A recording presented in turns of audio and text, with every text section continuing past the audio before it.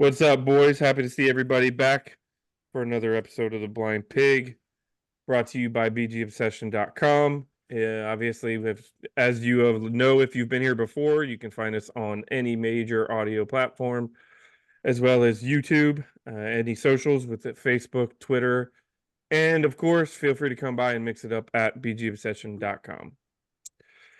So, not a ton to talk about. They are in the middle of those TAs right now. There's a lot of little topics, nothing explosive. A couple things I did want to touch on before we got going. Joe Witt Jr., the defensive coordinator, had an awesome quote today.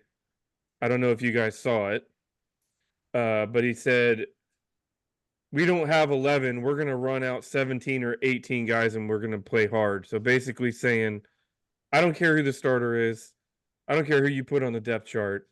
It's going to be a rotation, and we're top to bottom. The defense is going to play the way we want them to play. So I thought it was really cool. That's what I kind of like for my defense. I was just curious if you guys heard that and what your initial reaction was.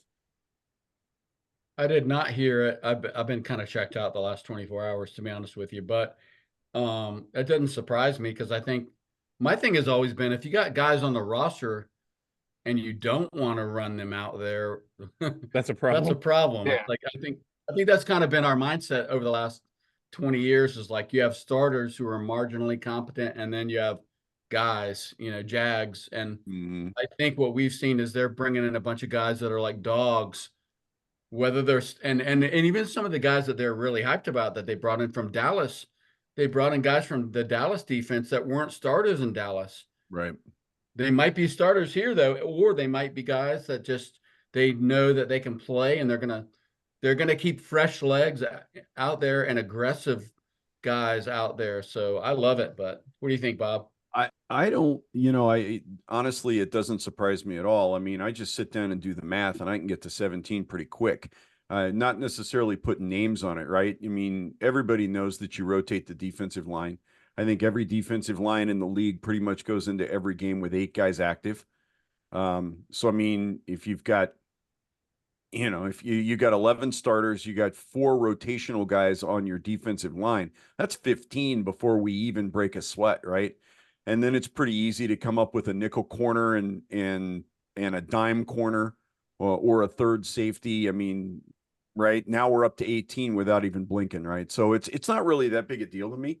Now, I am excited that Joe Witt's excited about the fact that we're going to run 18 guys out there because I don't feel like this coaching staff is going to play guys just to play guys.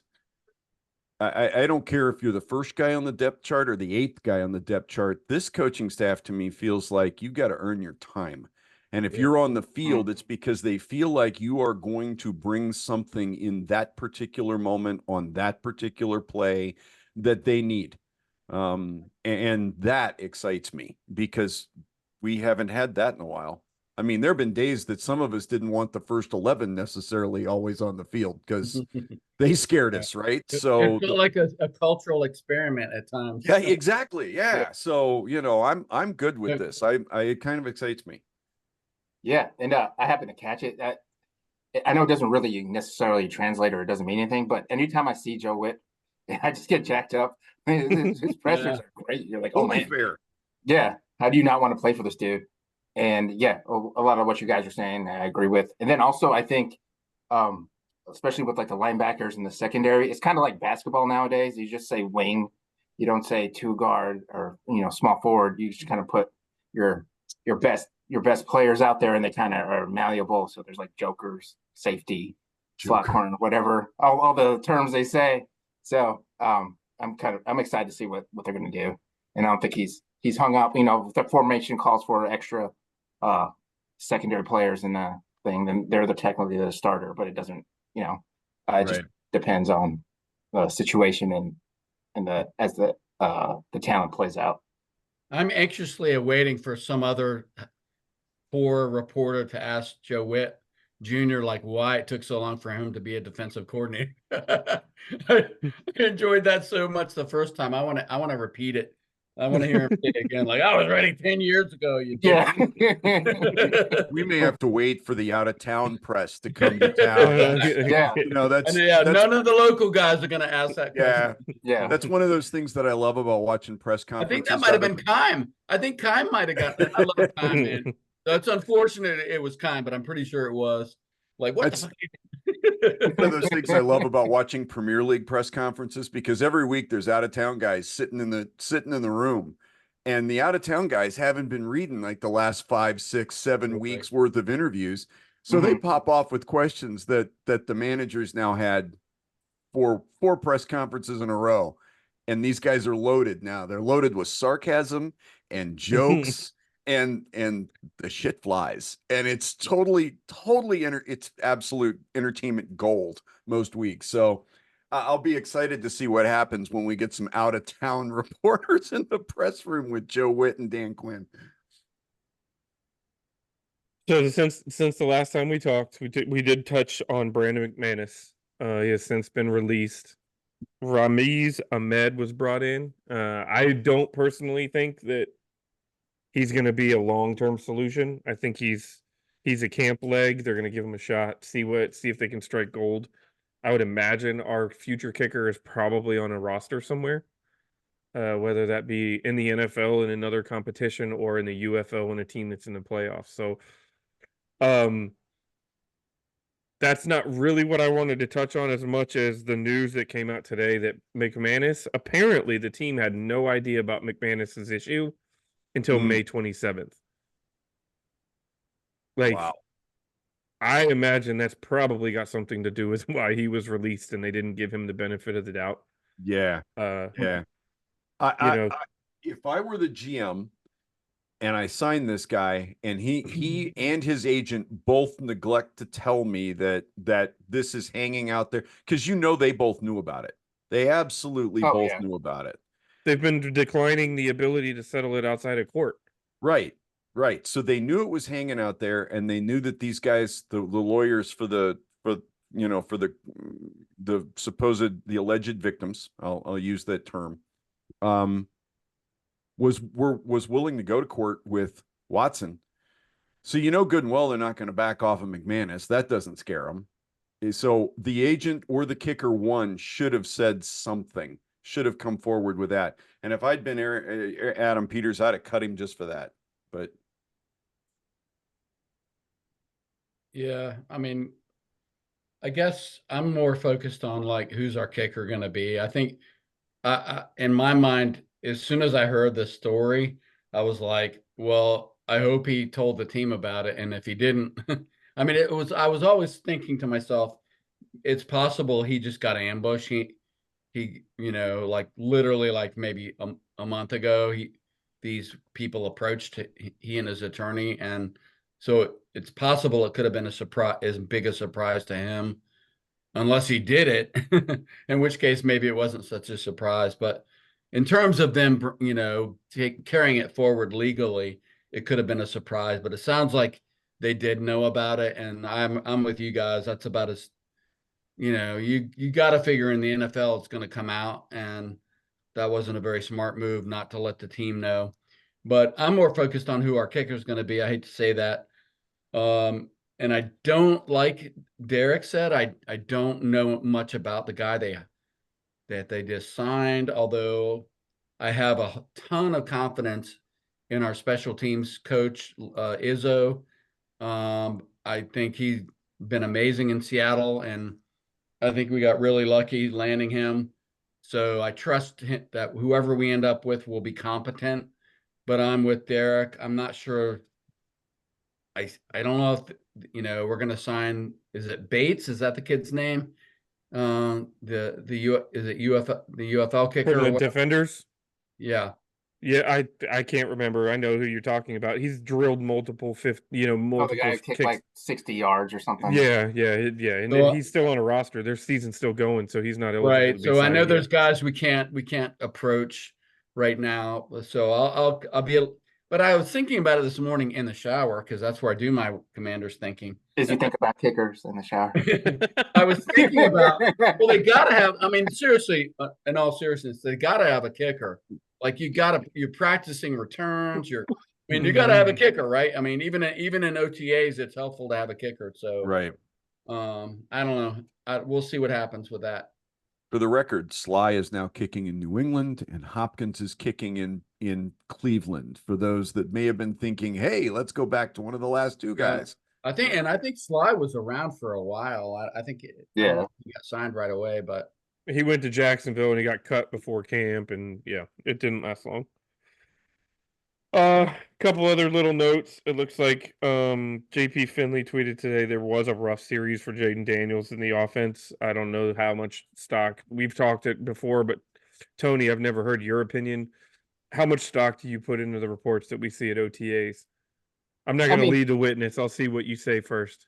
Yeah, I mean, not too much. I mean, I guess there's certain things you can take from it, but even with those reports, the media is only allowed like a limited amount of stuff they can see, and so there's that. And then on the other hand, too, I mean, you want your defense to be good too, and so you don't want this rookie just to light up everything and never miss. So, but yeah, it's with camp. You also don't understand like what the coaches are looking for in each play and each drive either. So, yeah, you kind of just have to take it with a grain of salt. Well, one of the things he says it was a rough series, and then it was followed by Jaden Daniels intentionally threw out of the end zone, which, if I'm reading into that, it's like, all right, well, that's actually pretty good awareness, in my opinion. That, you know what I mean? Even in practice, he's understanding if something's not there. Now, you don't want him to be afraid to take an opportunity in practice, but having the awareness that if it's broken down that much, he's capable of launching it out of the back of the end zone to avoid a bad throw. That's a positive. All right, boys, we kind of got together to discuss the topic that we, as a pivot of what we talked about. I believe it was last podcast. We talked a little bit about influential new members of the team. Now let's look at the potentially influential veteran members of the team, guys that were on the roster last year that might stand to have a breakout, as well as guys that might stand to take a massive step back. So, Derek, the way I want to frame this is we're fans. So there's like several components. There's several, for those that didn't realize that. We're not professional journalists. We're not qualified to speak to the team in any way. But as fans, there's kind of two traditional camps. And one camp says this: all of our players are Pro Bowlers. It's just the coaches or the owners or the GM or whatever that have been holding these potential Hall of Famers back. And then there's the other set of fans, which are like, you know what? Our talent sucks. And we've gotten like, we've been lucky to get amazing things out of the guys that we do have. So I don't want to debate that necessarily, but that kind of sets up the tone for, okay, we've got a whole new regime.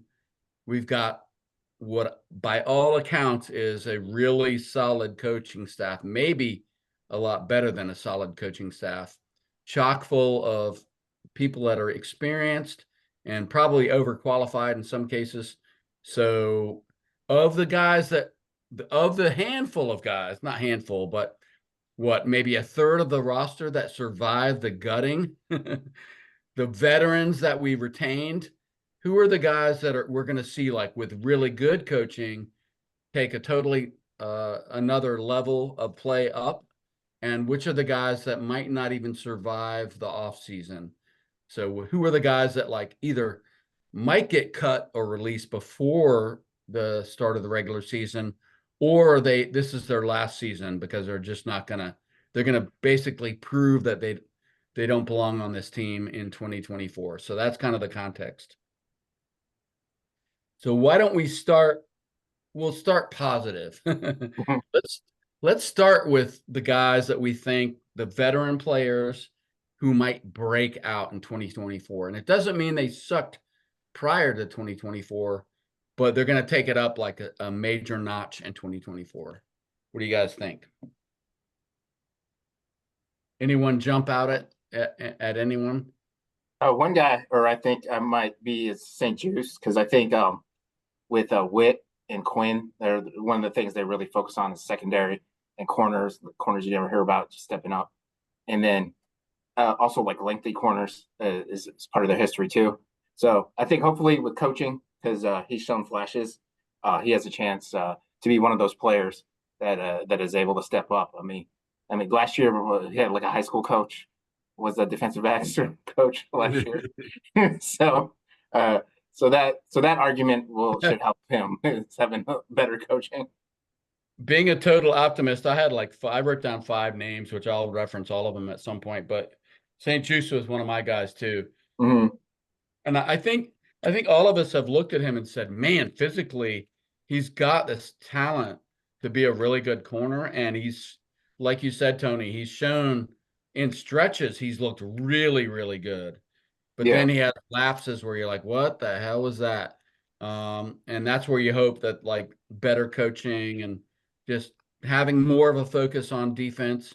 And not only that, I don't know if you thought about this, Tony, but the fact that we might actually have a linebacking core and we might be rushing people that they weren't expecting us to rush.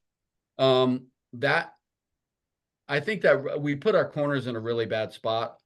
Not that they were the strength of the squad over the last couple of years, but we just weren't. We were very predictable, and we did. And again, we couldn't stop them in the middle of the defense, so it kind of puts you kind of hanging your cornerbacks out there to dry. And I guess that's why we were like 32nd in the league. I don't know.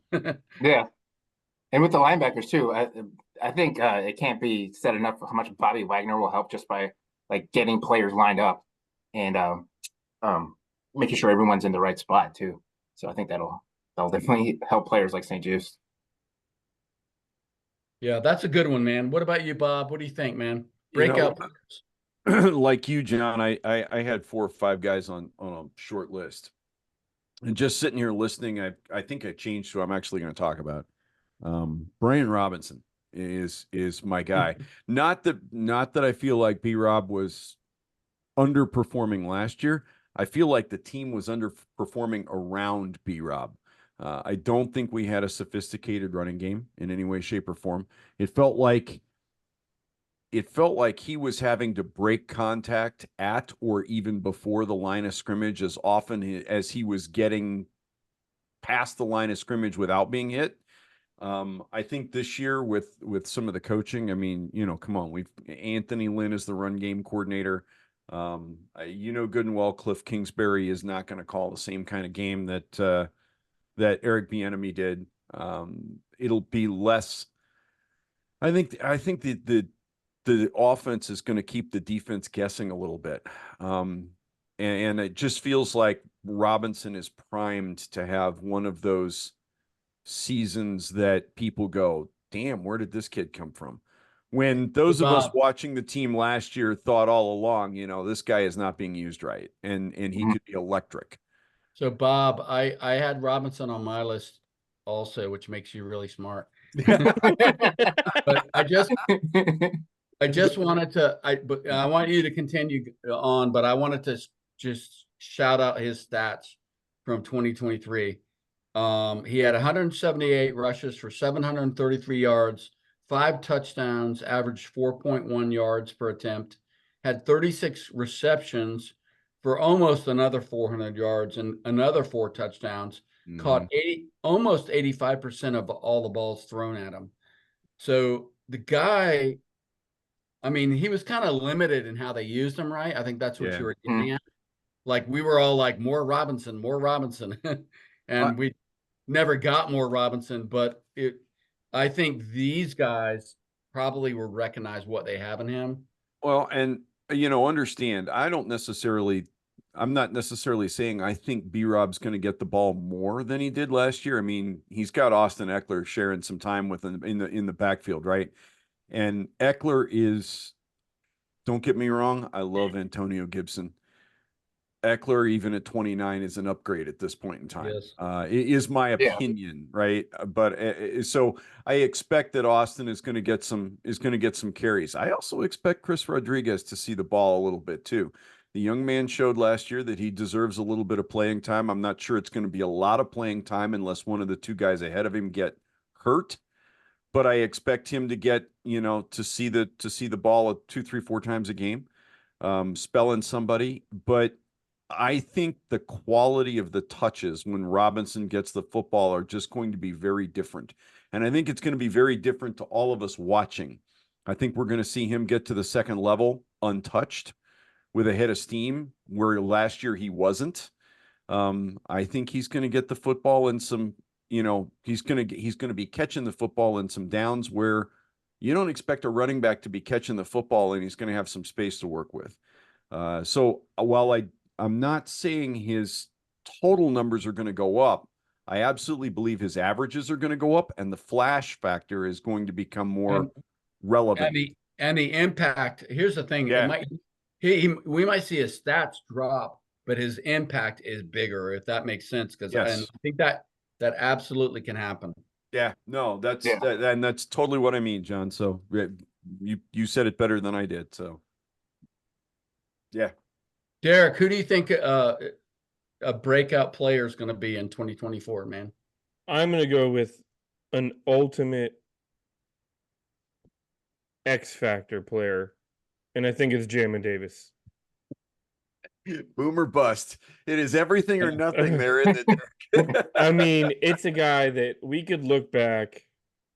I can't put my finger on him. Like we could look back at the end of the year and he could have a similar, almost nothing, but we could look back at the end of the year and say, like, this guy just exploded. You got to commit, Derek. No, what I'm saying is that I am committing. He's my breakout player. I think with better coaching schematically, I think Bobby Wagner is going to be a massive improvement to this defense as a total. I know you were talking about St. Juice.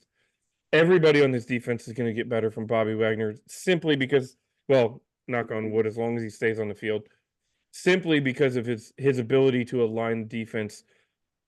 And if we can utilize Jamin Davis in that X factor role as a guy that's he can rush from the edge, he can stand up and cover the flat, he can step back into zone, he can do things, but you can utilize that freak ability. I think I can't speak freakability, man. I'm writing that one down. Freakability. I know in the past we've even mentioned, like, I've watched games and been like, seen him explode through the line of scrimmage and say, why are we not seeing this more? And then the next 3 plays he's dropping back and he's covering a running back 35 yards downfield. So I think I'm thinking this coaching staff has the ability to tap into some of the resources that not only him but a lot of the guys weren't getting utilized, but he does have that physical talent that a lot of guys don't have. So I'm going to go with Jamin Davis. It's a total boomer bust pick, but I think he has a lot of opportunity to blow up this year. I think on Davis, Derek, I think I'm going to say something that may be a little controversial. I don't know. Davis to me has all the physical tools of a Micah Parsons. What he lacks is between his ears in terms of common sense and experience in terms of football acumen, because Parsons has been playing the position since he was in high school and Davis is not. The other thing is heart. Parsons has this crazy, overwhelming desire to be the absolute best at what he does. And Davis has all the physical tools. The question is whether or not having an influence like Bobby Wagner, who's willing to look at the only all-pro we've had in years that wasn't a punter, Jeremy Reeves, on camera and say, time to grow up, son. What's he saying to Davis when the cameras aren't there? What is Davis hearing every day on the field from a guy that's going to the Hall of Fame? I sense that Tony has an opinion. Oh, no. So I agree, man. And then also, like, you look at his linebackers coach, is Ken Norton Jr. Like, if you don't listen to that guy, I mean, you're not going to play, number one. And then number two, you probably would be scared into playing. Like, you better bring your best. And what's it? I think that with this defensive coaching staff, they're going to play to what each player's strengths are. You hear like Dan Quinn say he needs to find out what each person's superpower is and just have them do that. So like you're saying, if Jamin Davis doesn't have to think, oh, I got to do this, this, and this, just like go get the ball or go up to the quarterback. each play. Yeah, they're gonna. Hey, So, Tony, they're gonna say, "Hey, Jamin, you're in a 45-mile-an-hour school zone. You're yeah, driving a Trans Am, a souped-up Trans Am. What are Yeah. you gonna do?" imagine you're behind the quarterback. wheel. 135 miles per hour. That's the answer. So, Why am yeah, I I don't hearing know. Al Davis in my head? The other team's quarterback must go down. He must go down hard. I'm so sorry to Jamin Davis's mother if she's a fan of the podcast. Anyway, but I'm not sure. I almost wrote him down, but I'm like, I'm scared. Not a fan anymore. Because of what Derek said, I think it could go either way. But I do think what Tony said is 100% right, which is like we've heard it how many times, we're going to keep saying it. They want to know what guys can do well, not what they can't do. And what Jamin Davis can do well is be a fucking athlete. And he's a better athlete than 90% of the guys on the field in front of him. So put him in a position to take advantage of that. And I think that's what Tony was getting at. Like, let him go after the quarterback. Yep. Yeah. What about you, Tony? You got one? Yeah, I said St. Juice. Another one, it's kind of easy, but I also think Jahan Dotson. Yep. I still believe he's a good receiver, so I'm hopeful with this offense that he'll be able to get things going this year. Sorry, I thought John was the one that said St. Juice. All good.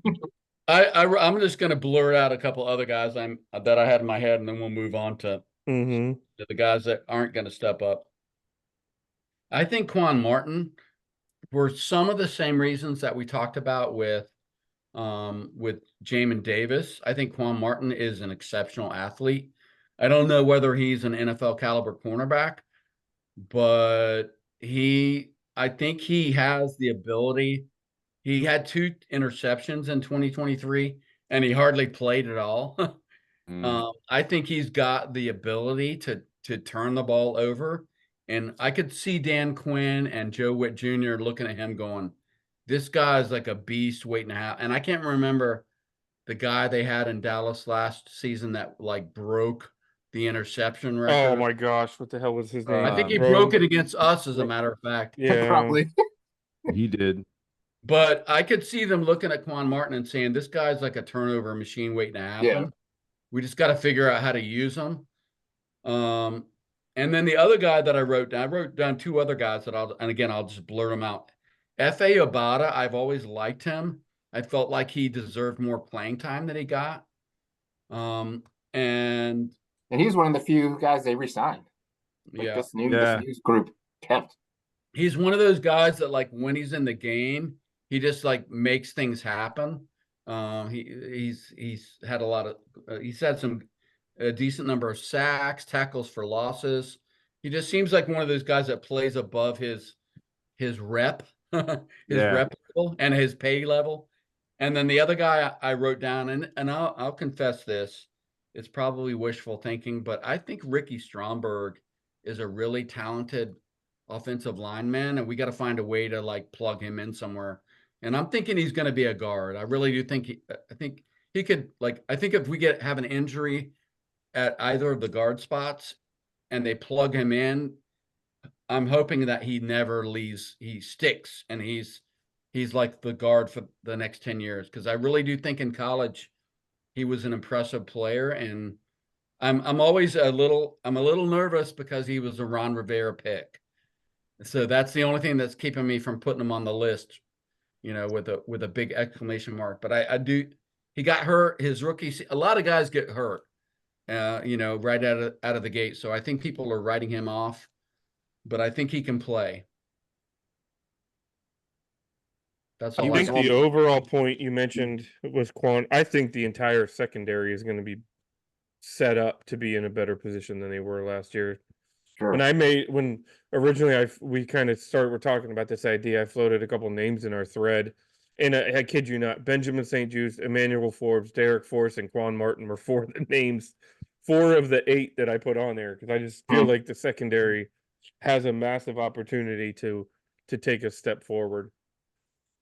All right. Well, I guess real quick, we don't have to spend too much time on it, but are there any guys that you guys think are actually going to take a step back? And by step back, that could mean two things. Either they get released before we even get to the season, Mm-hmm. or they are on the roster and then 2024 is their last season. That's kind of just to frame it a little bit. I think Forbes, I'm not sold on Forbes. And I just feel like Forbes, and it's nothing against him. I hope he turns out to be incredible, and I have to look like a jackass, which wouldn't be the first time. But I just feel like he was a guy that like Ron Rivera decided he was going to draft, despite all the questions about his size. And I don't know. I think the thing that concerns me most about him is how quickly his confidence was shaken. And I think there's a lot of guys in the league who come in, like the Honey Badger is a guy that I think about, which is like there were questions about whether he could really be an NFL player, but the guy just believed in himself and proved everyone wrong. But I just don't get that feeling about Emmanuel Forbes. So he would be my guy that I would say I wouldn't be surprised if he was released, and I wouldn't be surprised if he goes out there in 2024 and barely sees the field. That's my first guy. What about you, Bob? I can't help but think, and granted, I don't think any of these guys are surprises, right? Forbes may be the only guy on anybody's list that could be considered a surprise. Nobody's going to peg John Allen or Deron Payne as a guy that we're going to let go in the, between now and Trent camp or early next offseason, and probably not Terry McLaurin either. But I think about Cornelius Lucas. I love Lucas. Do not get me wrong. I think Lucas is great, but Lucas is also 32. And at some point in time, a lot of NFL players, they don't just decline, they fall off a cliff. And it looks very bizarre and sudden, and it's not uncommon to happen to offensive linemen in this age range, right? I won't be surprised if either Cornelius Lucas or Andrew Wiley gets let go between now and opening day. I just don't know which one it's going to be. I also wouldn't be surprised if they aren't both on the roster, because it's not like there are a lot of tackles running around out there on the street.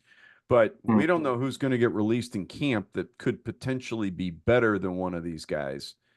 And it just feels like we're playing with a little bit of fire in terms of Lucas's age and in terms of Wiley's production. So I believe, if I'm not mistaken, we signed Lucas back, right? we did. Yeah. And Lucas and there's Obata, they were like almost the only guys. Wait, we gave Jamison Crowder and Crowder and Reeves. and Reeves. Reeves. Yeah. But yeah, I think there's a financial savings with Wiley. To the point John mentioned with Forbes, I think one of Forbes' saving graces is the fact that he's on a rookie deal and he's got a lot of guaranteed money left. Like that might keep him on the roster, because it's going to cost us more to get rid of him than it would to just let him sit on the bench. But What do you Tony, think, you Tony? got it? Yeah, one I got is a De'Ami Brown.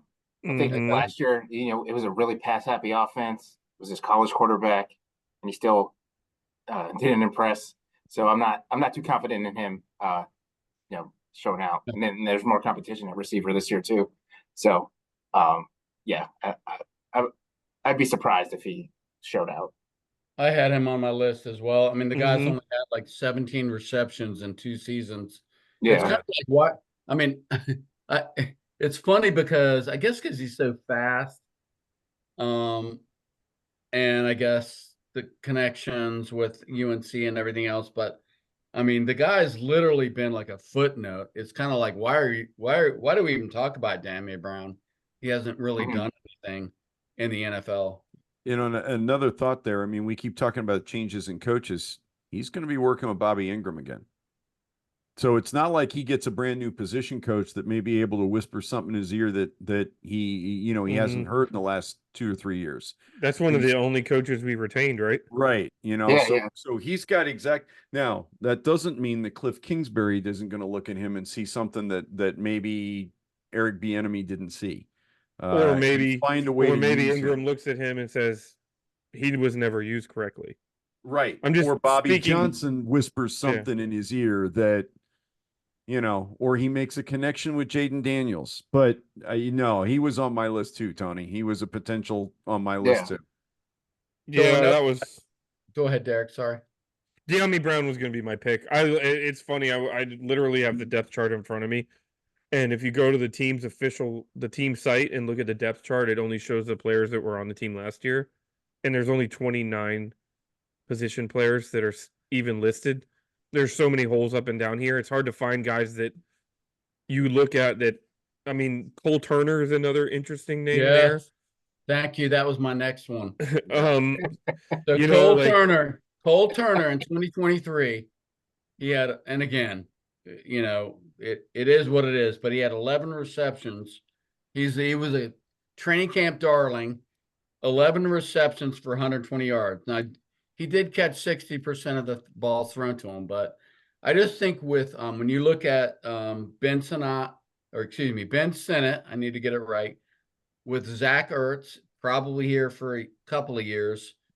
And then you have Bates, who's pretty solid. I mean, he may be somewhat limited, but still pretty solid. And then, I'm sorry, I always forget his name, even though I like him a lot. Armani Rogers. Yeah. Armani Rogers.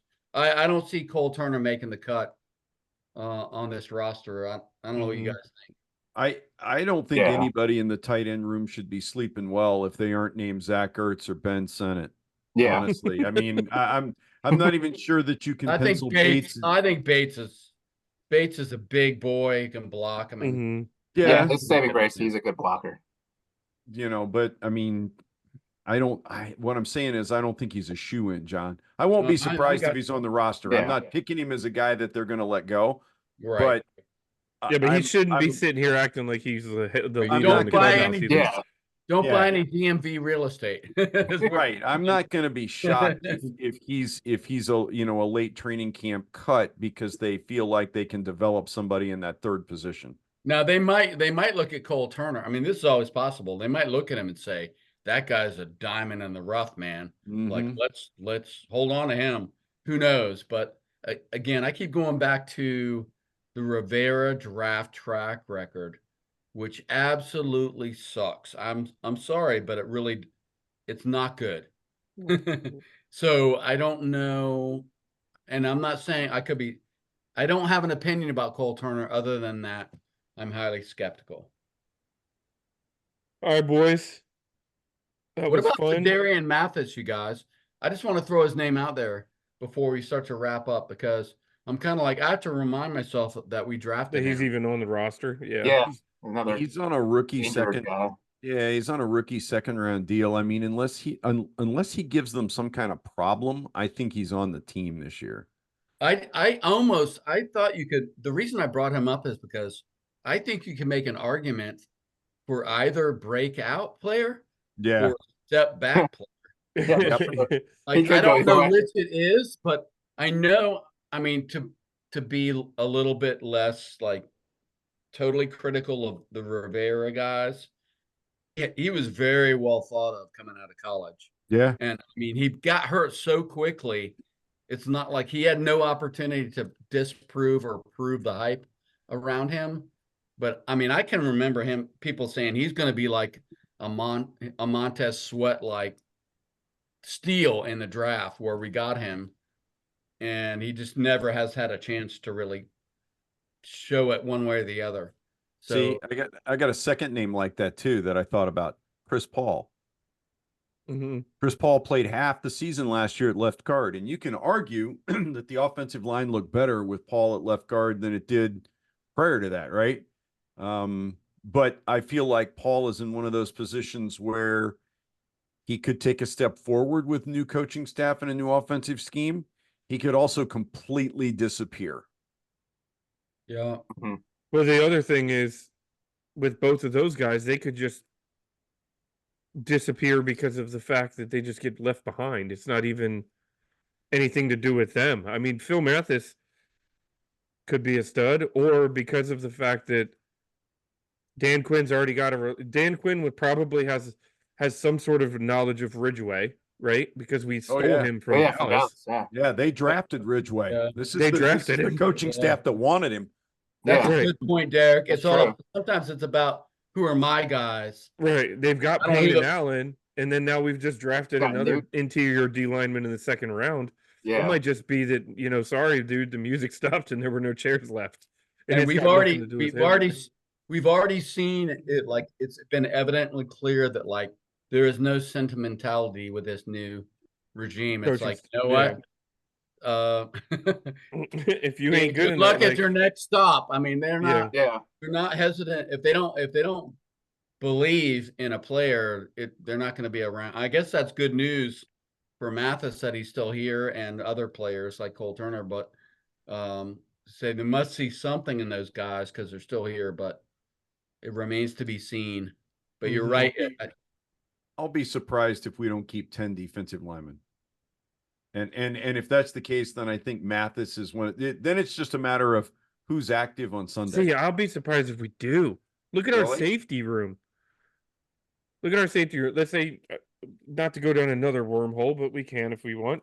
You got Juan Martin, Derek Forrest. They just signed Jeremy Chin, right? Who am I missing? Who's number 4? Hold on. Well, I think Percy Butler. Butler is one of those guys that could go. Percy either way. Butler. We've signed back, and we signed back Jeremy Reeves. So are you telling And they me? drafted Hampton, right? And then we drafted a Yeah. safety. Yeah. Like, we could run 5 safeties, and we would have to cut one of those other 5 guys. You know what I mean? And they're not going to cut Chin. So you look at the linebacking. Let me know when we have the pod where we predict roster cuts, so I can call in sick. Yeah, it's going to be a lot, man. It's like, Yeah. I have no freaking idea. Yeah. it's going to be crazy. That's going to definitely be an hour-long pod. So yeah, you're not wrong, Derek. That's actually, I hadn't thought about safety. I mean, Although linebacker. we're still light at linebacker. No, we're not. Luvu, Wagner. We signed. We've got Jamin Davis. Mhm. We drafted another McGee. linebacker, McGee. Who's apparently doing very well, but Now, if you I move, mean- yeah, I can only think of 4. maybe you're right. well, that's I can't forget his name. They That signed some other depth guy.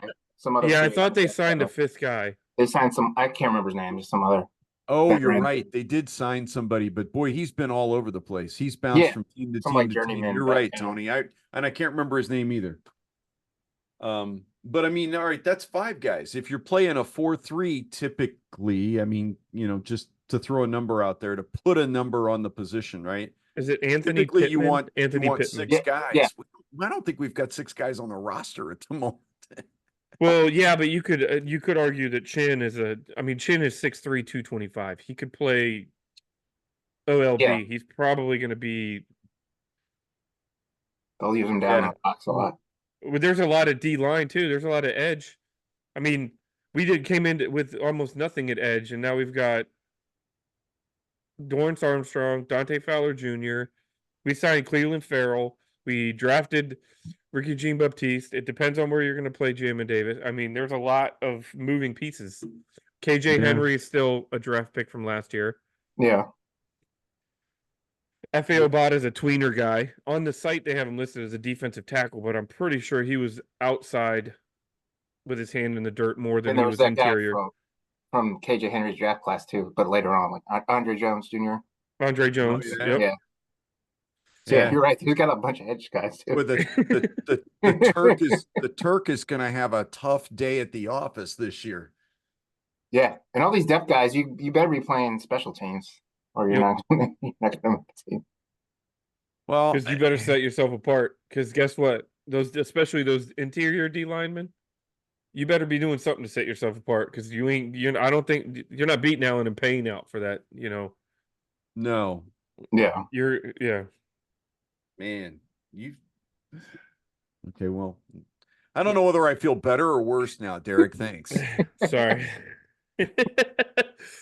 So I was Oh. listening. I was listening this maybe yesterday or the day before to the NFL Network radio on the way to work in the morning, and they were doing a Commanders review of just a general like what have they added? What was 2023 like? Disaster. What have they added? Subtractions, coaching changes, and general outlook.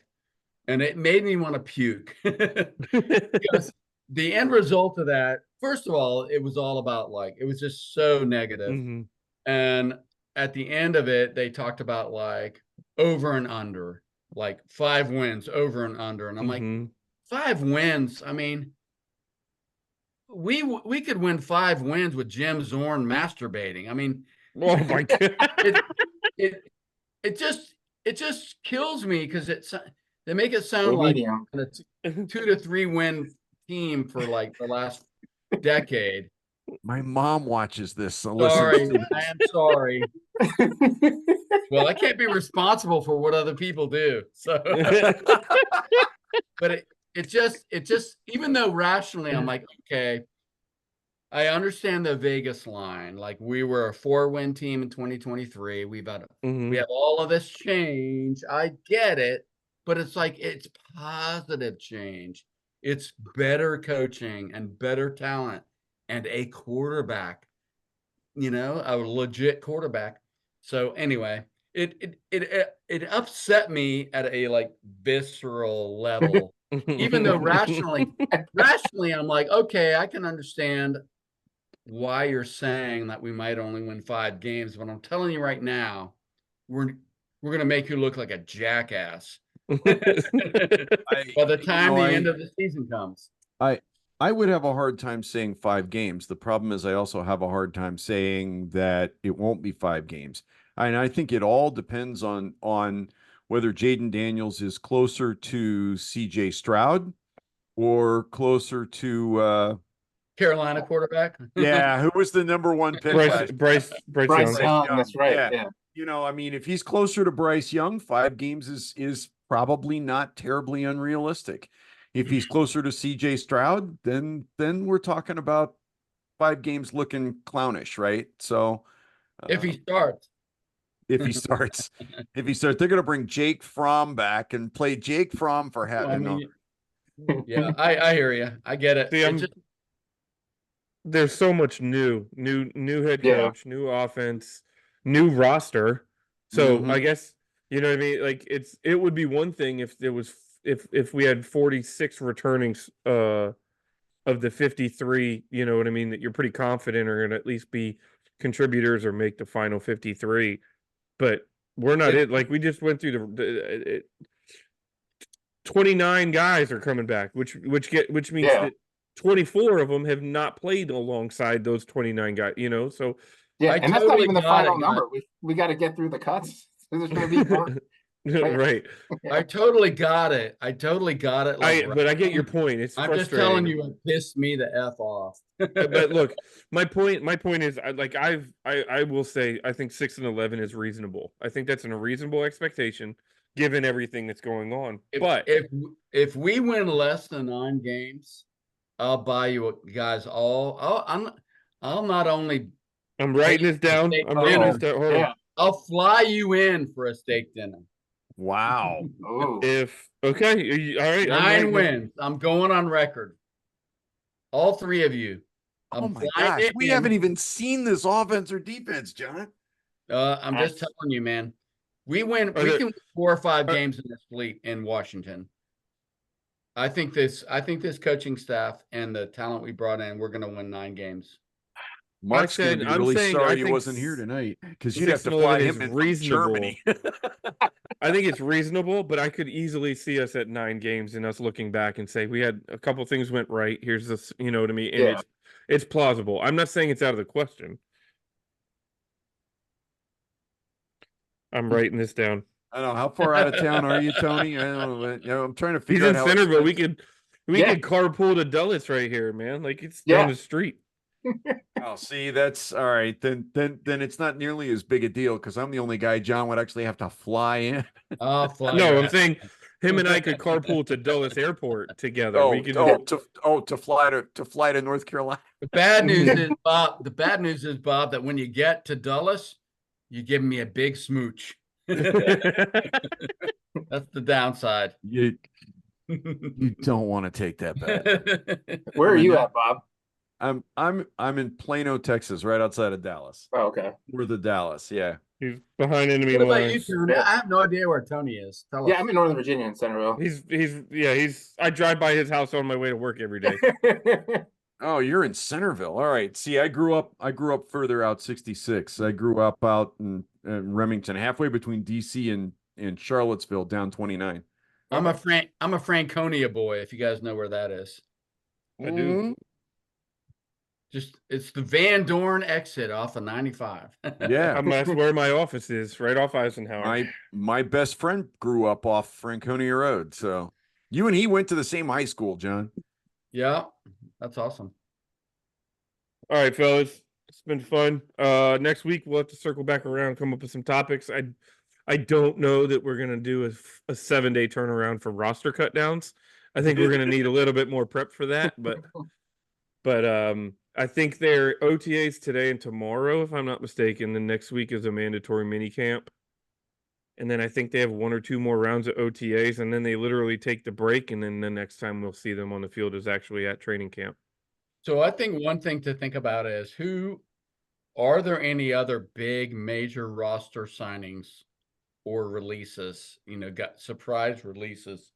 Because this is the time of the season. This is the time of the year where sometimes some surprises happen. You're talking about with us or with the league? Just the league in general. Yeah. Yeah. Yeah, and I don't know if I have an answer tonight. No, not tonight. I'm just thinking that might be a topic of conversation. Mm-hmm. Or we could just talk about the NFL, man. There's a lot of, McCaffrey kind of set the bar for running backs this week. Justin Jefferson set the bar for wide receivers. Well, yeah, that's right.